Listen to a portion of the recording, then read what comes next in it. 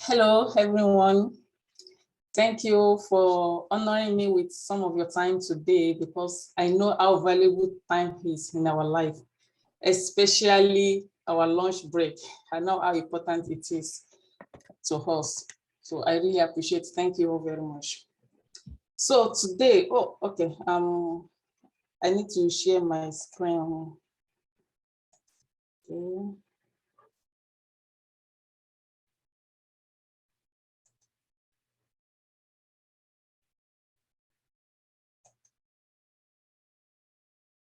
So I don't know if you can view my screen right now. Yes, I can see it. Okay, thank you.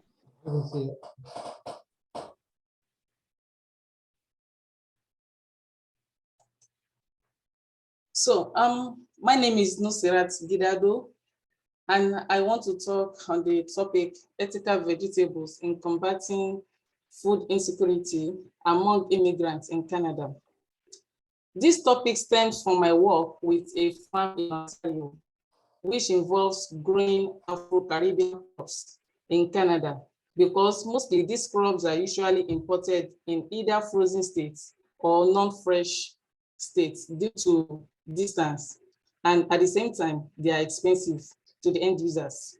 So now we now think of trying to grow this plant here in Canada and see if they can grow. And we've been on this project since last year, and we've achieved some yield that is appreciable. So now I'll move to the next slide. Food insecurity. This is the inability to acquire or consume an adequate quality diet or enough food in socially acceptable ways, or the uncertainty that one will be able to do so.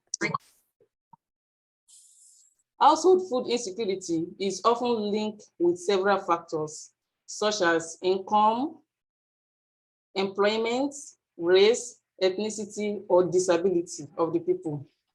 This is a serious problem in Canada because it negatively impacts the physical, mental, and social health of the people. And this costs our healthcare system a lot. So who is food insecure in Ontario? As of 2018, over 13% of households in Ontario were considered food insecure. This represents over 1 million of people, or 1 out of every 8 people in Ontario. According to the chiefs of Ontario and the First Nation Information Governance Center, 48% of First Nations adults living on reserves are food insecure. Household food insecurity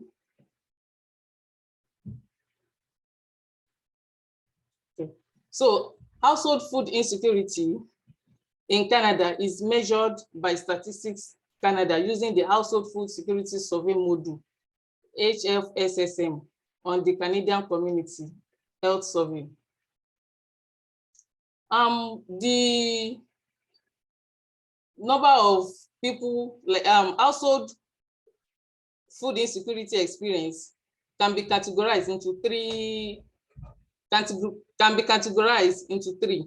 The marginal food insecurity, the moderate food insecurity, and severe food insecurity. That is, people were divided into 3 categories: those that fall within marginal food insecurity, and those that fall within moderate food insecurity, and those that fall within severe food insecurity. Who are those people that fall within severe food insecurity?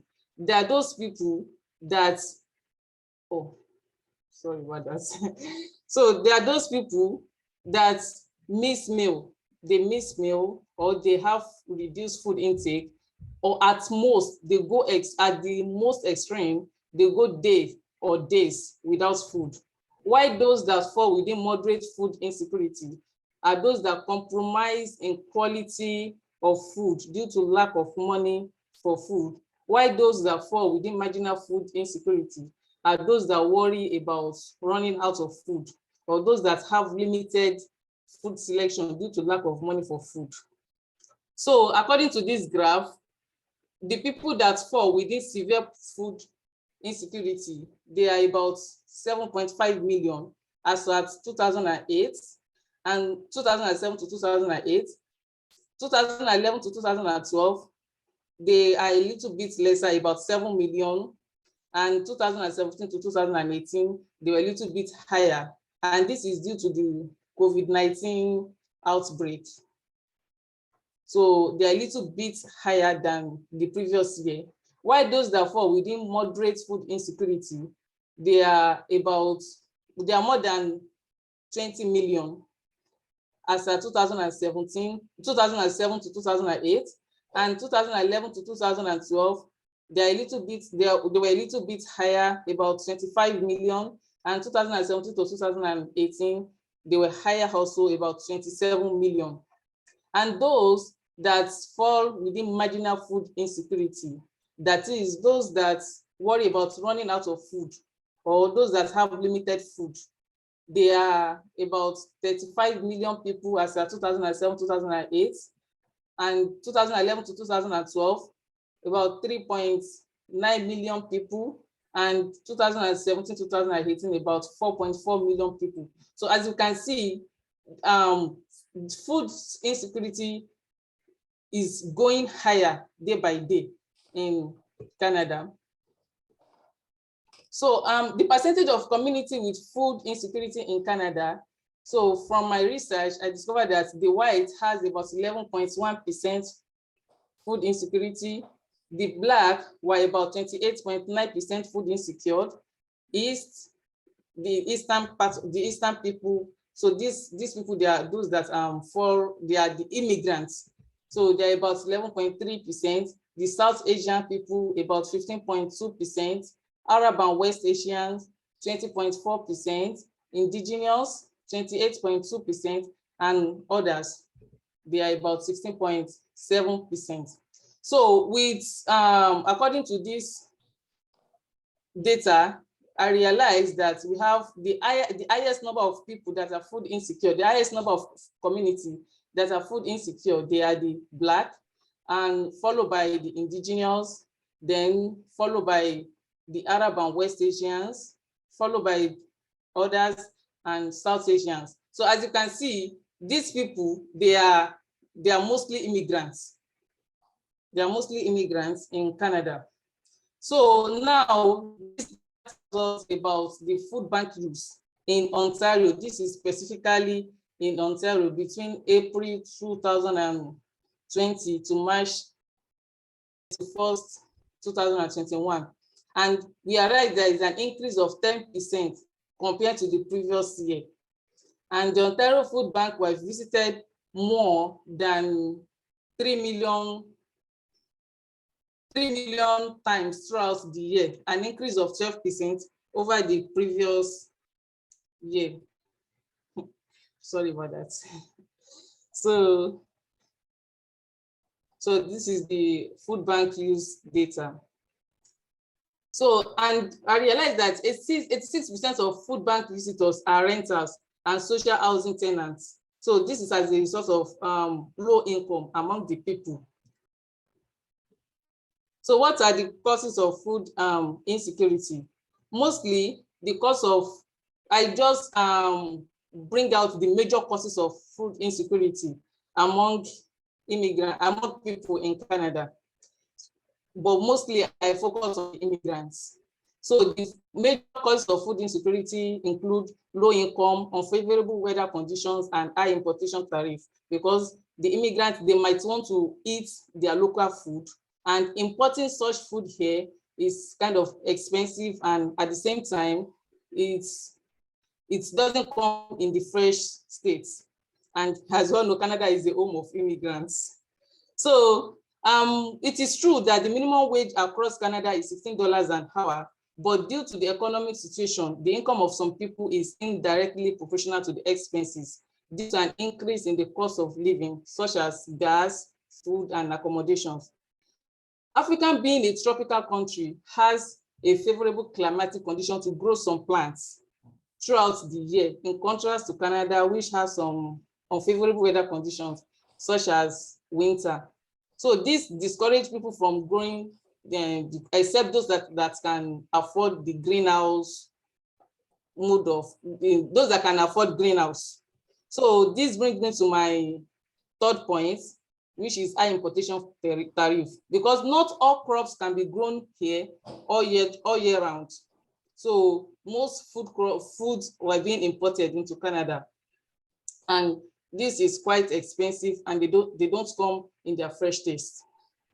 So now I'm going to talk about the most common vegetables among Africans and Caribbeans living in Canada, and that can be easily grown here in Canada. So I'm going to talk on 3 major crops which are easily grown here in Canada and common to most immigrants: the Asians, the Arabs, the rich Asians, the Chinese people, the Arabs, the Africans.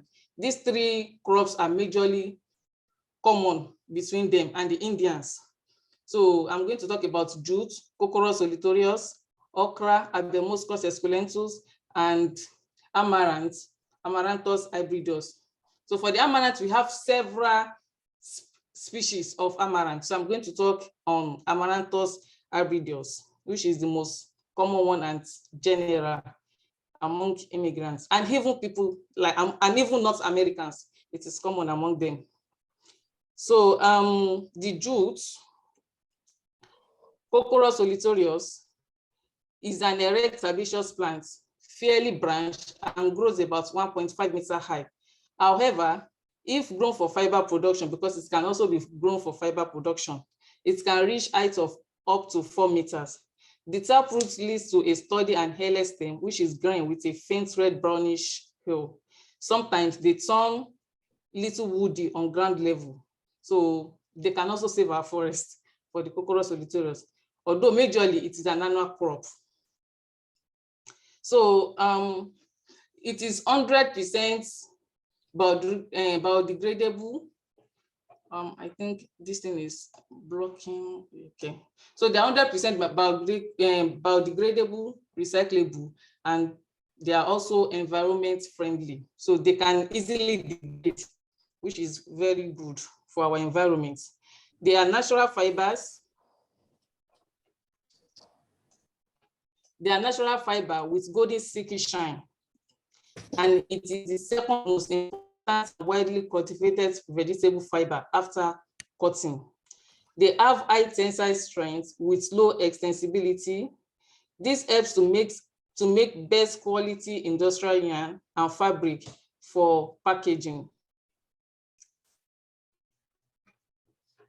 Jutes also are very versatile natural fiber. Jute stem procures a very high volume of cellulose within 4 to 6 months, so they can save our forests. So now, what are the uses of? Additionally, jute leaves tend to have a bitter taste. They can also have bitter taste if they are old, but their younger one tastes better and fresh. And they're also flavorful, the younger one. When they are older, they are a little bit healthier and they are a little bit fibrous to taste. So what are the uses of jute? Jute can be used as fiber and textile use, as I've said earlier on. The jute fiber is made from the back tissue of Cocorus solitorius, and we have 2 species that are used for the fiber: Cocorus solitorius and Cocorus capsularis.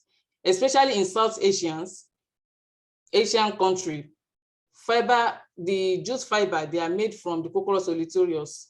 They are made from the Cocorus capsularis, because the olitorius is considered a little bit of lesser quantity and quality.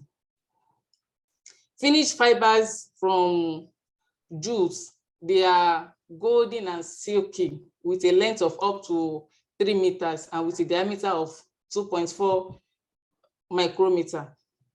So there are so many fibers that are made from jute, such as yarn, twine, and other blended textile. They are mostly made from jute stems. So for culinary use, jute is an important leafy vegetable in Africa countries such as Cote d'Ivoire, Nigeria, Ghana, Cameroon, Sudan, Uganda, Kenya, and Zimbabwe. It is also cultivated and eaten in Caribbean and Brazil, India, Bangladesh, Japan, and China. In Nigeria, in Nigeria, the leaves are boiled to make a sticky mucilaginous sauce. And this is served with balls of cassava, mostly called fufu, around here. So most of the boss food, they are mostly called fufu. So the nutritional aspects of jute is the most edible part of jute is its leaf. In fact, the only edible part is its leaf. The stem is used for the twine, for the fiber and the textile, but the edible part is its leaf. And the leaf is rich in potassium, vitamin B6, iron, vitamin A, and vitamin C. So this makes the crop important because of its richness in the nutrients. So this vegetable is predominantly eaten in Africa and Asia. The medicinal aspect of jute is the consumption of the leaves is reported to be very soft and tonic.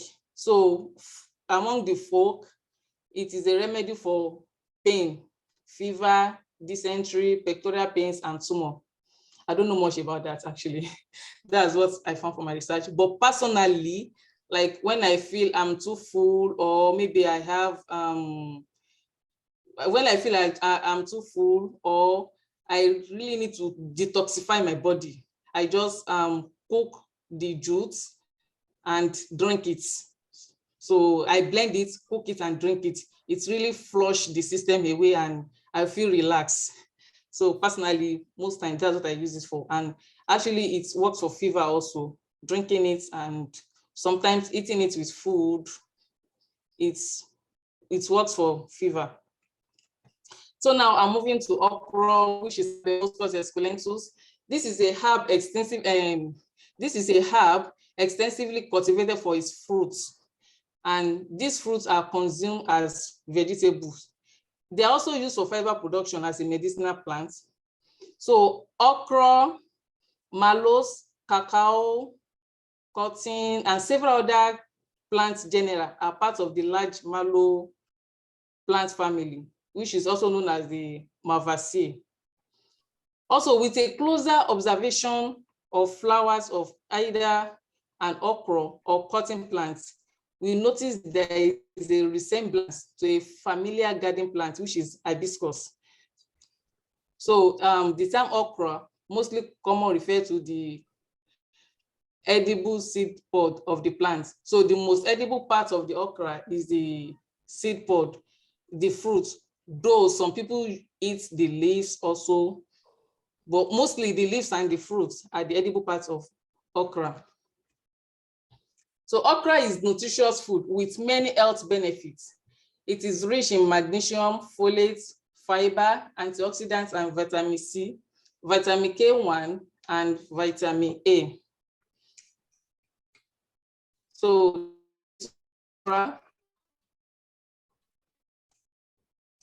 okra is used as human food and beverages. It is popular and important food worldwide. Its tender fruit are used in making many dishes. It is eaten as a vegetable. It can either be eaten raw, we can wash okra and eat it raw, boiled, we can boil it, we can steam it, we can fry it, and we can stir fry it. Okra is a common ingredient as a thickening agent in soup. The mature fruits of an okra, that is the big capsule, it looks like this. It's commonly called ladyfinger. Yes, that is one common for okra. And have a high mucilaginous content. Depending on the cultivar, we have different cultivar of okra. So the mature capsule, they can be dried and stored for local use in Africa. Also, mature yields edible oil. Mature seeds, they yield edible oil, which is used as salad oil. The seed can be baked and ground into meals for use as a coffee substitute. The leaves also, they are sometimes used as a cooked green vegetable or to feed our cattle. The fiber of mature okra stem is sometimes processed into rope and paper. So the okra stem also can be used as a fiber. The okra seed can be dried and blended into flour or starch. The high vitamin C content in okra helps the growth and rejuvenates the skin. So it can be used as skincare, and it makes the skin looks smoother, younger, and healthier. So whether we are trying to lose weight or we are just eating healthy food to feel better and prevent future health issues, okra should make it into our next grocery list. So okra can also be used to feed our cattle. It can be used as animal feed, and I've said earlier, it can also be used as fiber. It has so many advantages. So now, Amaranthus abridus species, they are also erect in nature, and they are spreading annuals with a rough or prickly appearance. The grain of amaranth, they vary in flower, leaf, stem color. We have several varieties of amaranth, but here majorly I'm going to focus on the Amaranthus abridus.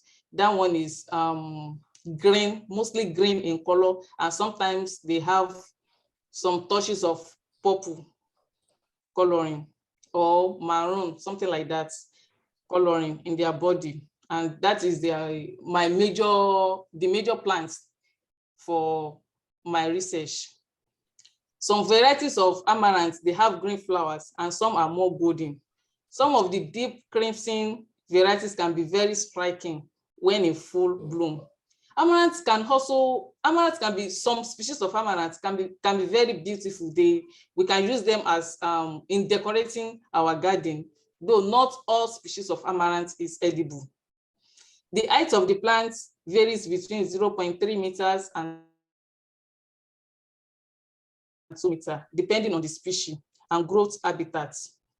Amaranth tolerates full sun. They can also tolerate droughty conditions and high temperatures. In fact, they are sun-loving plants. They love the sun. They strive well in a place with high temperature. And it is widely used as food plants. We can eat the leaves, we can eat the seed, and also we can eat the stem. But mostly the younger ones, they are the best because they are very tasty and delicious. So amaranth can be used as animal feed. You can use them to feed our animals, and it is a storehouse of nutrients. It has been reported to be highly nutritious herbage and potentially valuable forage crop. It is used as green vegetable in parts of South Africa, India, Mexico, southern USA. The leaves and young seedlings are cooked like spinach and added to soup. Even before I start this experiment, this amaranth, I wasn't able to get them here. So instead I use spinach as a substitute since I was able to get it here. I remember the first day I cooked this particular amaranth, my children telling me, oh, this sounds like Nigeria. So the leaves have a mild flavor. The seeds can be used raw or cooked as a cereal substitute. And amaranth can also be used, as said, they can be used as human food, and they can be used as beverages. The seed can be, the seed is an astringent medicinal tea that are made from the leaves. Amaranths are storehouse of nutrients. The leaves are essential phytonutrients and antioxidants, which helps to reduce inflammation in the body and provide an extra boost of nutrients to our health. Amaranth is gluten-free. The seeds of the amaranth plant are used as grain and can be ground to make into flour. This is a protein-rich flour, entirely gluten-free. So it is incredibly beneficial for those who have gluten intolerance.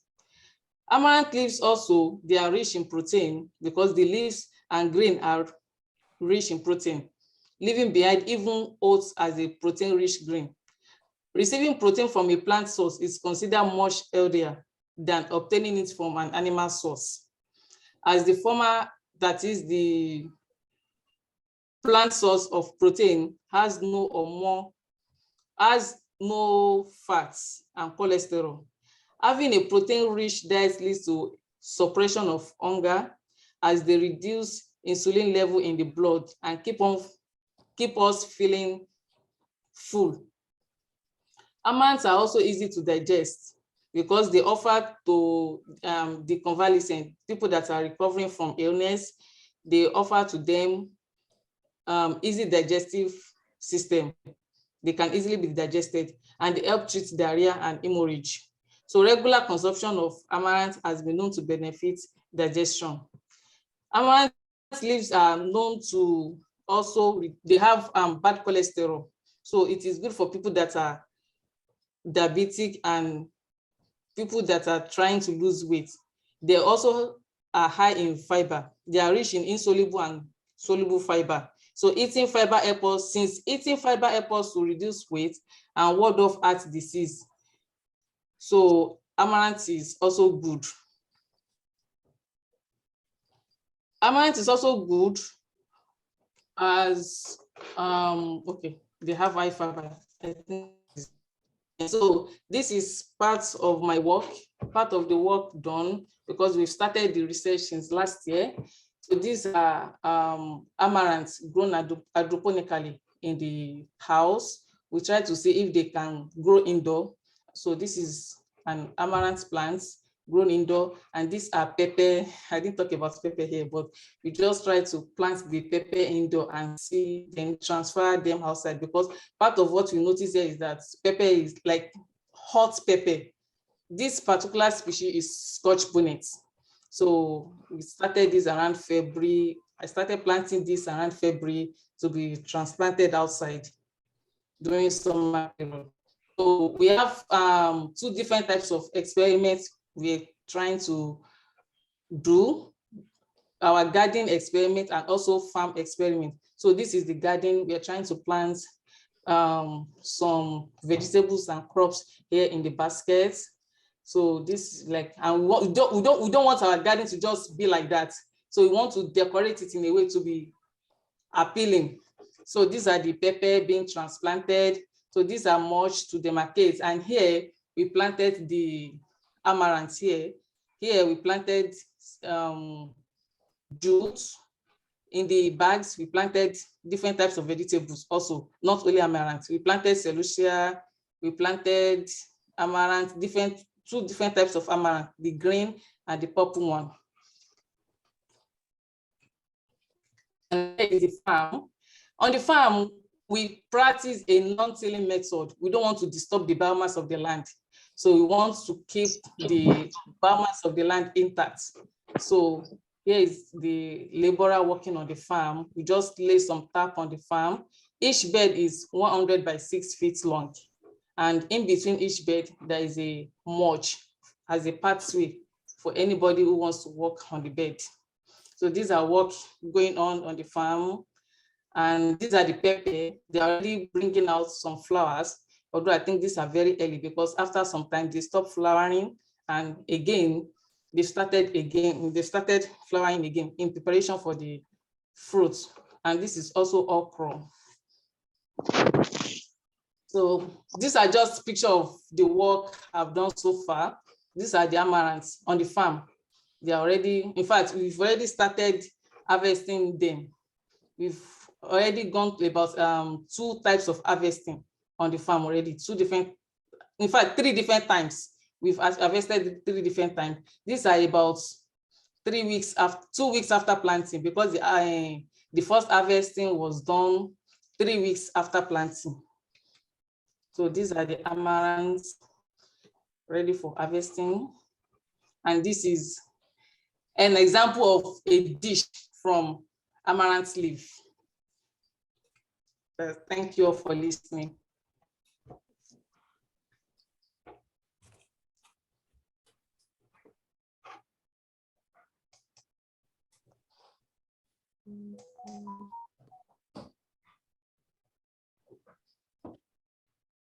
All right, thank you for that presentation. Does anyone have any questions for Nusirat?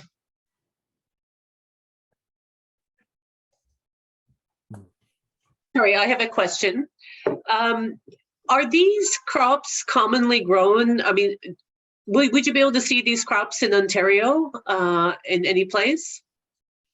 Yes, actually, when I wanted to start, it's kind of hard for me to get the seed.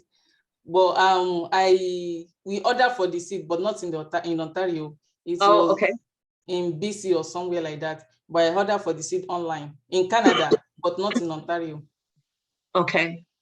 Do you think that do you have to develop an infrastructure for people to be able to use these crops? I mean, if you bring them to market, is there a market for these crops? Yes, actually, because these crops are mostly common. Especially these 3 crops I talk about, they are common among Indians, Asians, the Arab people, and Africans. So I think it's a good market in Ontario. Okay, and just a final question: are there major pests that are a problem with these crops? Yes, the major pests are the insects. Actually, there are no other much pests except the insects, because insects, they love vegetables. In fact, they didn't eat the weed; they eat the vegetables. So most time, because I wanted to make it organic in nature. That is why I didn't use any fertilizer. So I just use vinegar around the area, and sometimes whenever I'm trying to wet the land, I use water to flush the insect out, because I don't want to harm the beneficial insects on the farm. Okay. Thank you. Welcome. So, I have a question about the protein content of the jute and the okra. Are they also a source of protein? In the okra, yes, there is a source of protein, but it might be mild, but it's also a source of protein, but it might be mild in nature. Thanks. Welcome.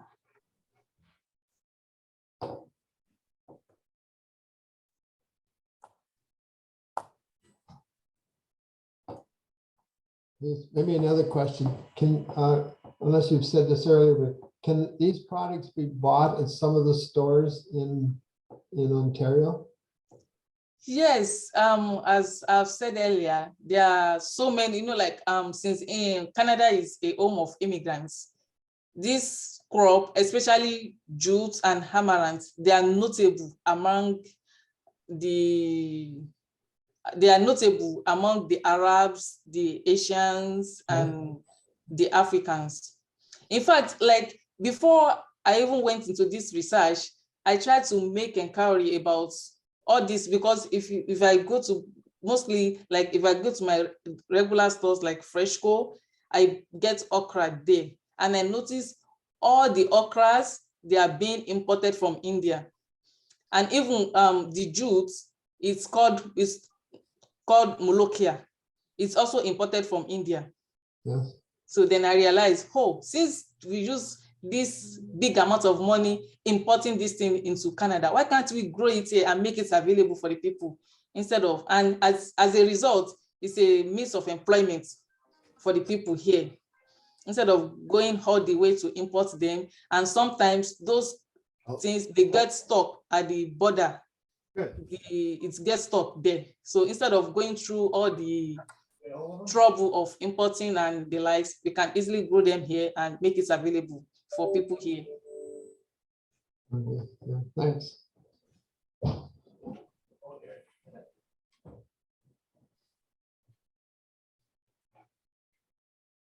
Yeah, he might have had it on his phone. So maybe that's-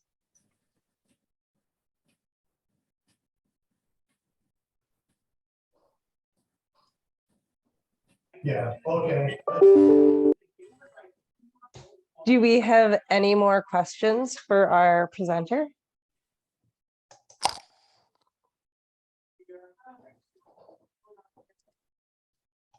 If not, we will get the benefit of ending 5 minutes early. But again, I want to thank our presenter. I always talk about how much I learned during these presentations. And I think at one point I was about ready to introduce jute to my garden. So So that will be fine. yeah, And definitely. you won't regret doing so. Definitely learned something. Great topic. And again, I just want to thank everyone for their time during lunch. If you were able to assess during this, please email me that assessment in a timely manner. And that being said, I will let everyone carry on with the rest of their lunch and afternoon. Have a great day.